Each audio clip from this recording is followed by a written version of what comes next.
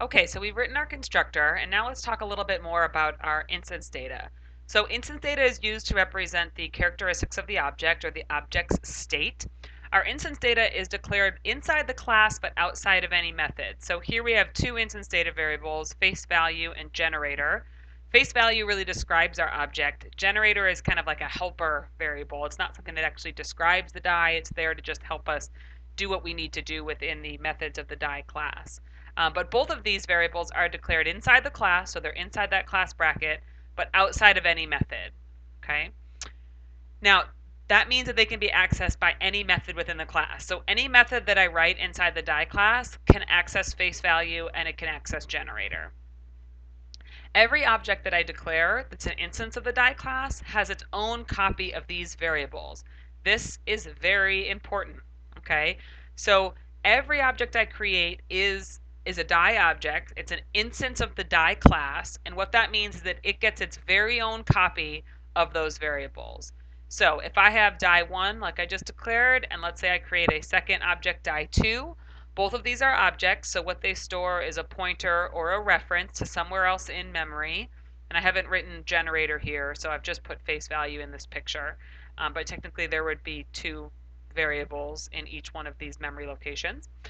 So die 1 contains a pointer to somewhere in memory where the die object is stored. That's including a copy of face value. And die 2 is the same thing. It stores a memory location to somewhere in memory where face value is stored. So die 1 has a face value and die 2 has a face value. So every single object has its own copy of the instance variables for that class that are defined in that class. Now, I said earlier that these instance variables should be private. Instance data variables should always be private, but then that means that another class cannot access them. So let's say I wanted to print out the face value of my die 1. So I created a new die, and now I want to know, well, hey, what number is showing?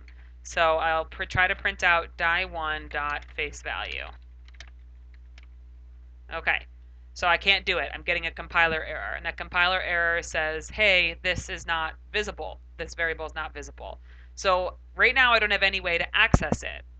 So that's not very good. So why does it need to be private? Well, why don't I just make it public? That gets rid of my problem. Now I can access it, and now I know what I can find out what face value is and print it out. Okay. But I can also do things like this now. I could say, all right, die 1 dot face value gets -4. So I can now create a die object, and because I can access this face value variable, I can set it to be whatever I want. I can create my die and it's a 6, and then I can set it to be a -4. Well, as the designer of the die class, I don't want people setting face value to be -4 because that doesn't make any sense, right? My face value should range between 1 and 6, should not be -4. So that's why I don't want this variable to be public. I want it to be private because I don't want other classes being able to make changes to that variable that don't make any sense. I want to be able to restrict the values of that variable. And that's again the idea of encapsulation. So I want my die object to be in charge of face value. I don't want other classes to be able to be in charge of that value. Okay? So that's why I keep it private. But again, now I can't access it. So the solution to that problem are what's called getter and setter methods. So these are also sometimes called accessor and mutator methods.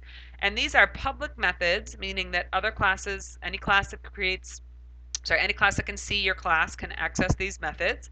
And they allow other classes to get at those values, both to retrieve them and to change them.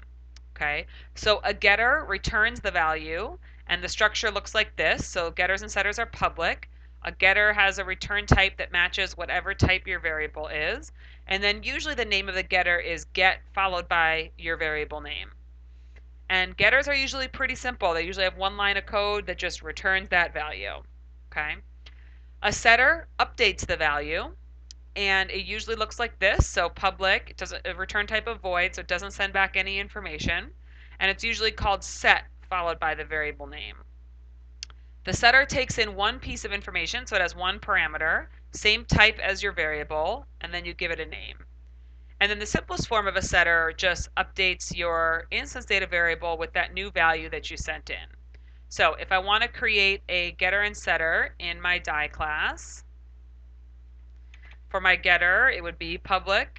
Because face value is an int, it's going to return an int, and I'm going to call it get face value. Takes no parameters.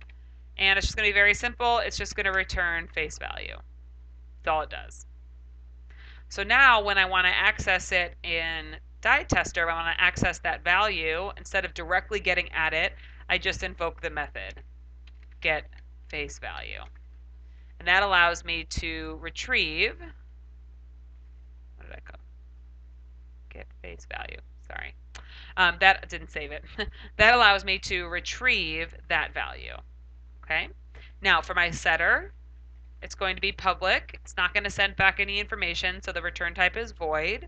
And I'm going to call it set face value. And I'll take in one piece of information, and that's going to be the new face value. And then inside my method, I will just update face value with the value sent in as a parameter. So now here, again, instead of directly accessing the variable, I have to invoke a method. And again, in my print statement here, instead of directly accessing the variable, I have to invoke a method. Okay, so great. So now I've had my data encapsulated, but I'm still allowed to change that value to -4. So I haven't really solved my problem, but I can. So what I can do is I can include a conditional statement inside my setter to restrict those values. And what I can do is I can say if new face value is greater than or equal to 1, and new face value is less than or equal to 6, meaning it's a valid value, then I'm going to update it. If it's not, I can do something else. So one thing I might do is I might have a print line. If I knew this class was going to be used in a text-based program, I might have a print line statement.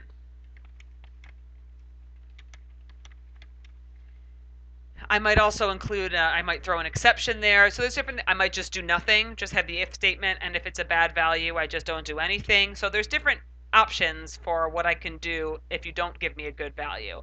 But the important thing is I'm not going to update face value. So the only way that this is going to change is if you give me a valid value. Okay? So this now solves my problem. I now have complete control over what values this instance data variable can take. And if I try to change it to a bad value like -4, I can't do it. Okay? So that's the purpose of getters and setters. They provide this public access. Getters really just return the value, and setters update the value, and setters also allow us to restrict the value placed on a variable. And that allows us to support encapsulation, meaning that only the code within the die class is allowed to directly manipulate that variable. If I want to manipulate it from another class, I can only do so through the public methods, the getters and setters. Okay? So again, this is the structure of the getters and setters. Okay, so far that's kind of our basic components of a class. We've got our instance variables, we've got our constructor. Now, another kind of basic building block of your own classes is the toString method. So I'm going to stop this video here, and we'll pick up in the next one with toString.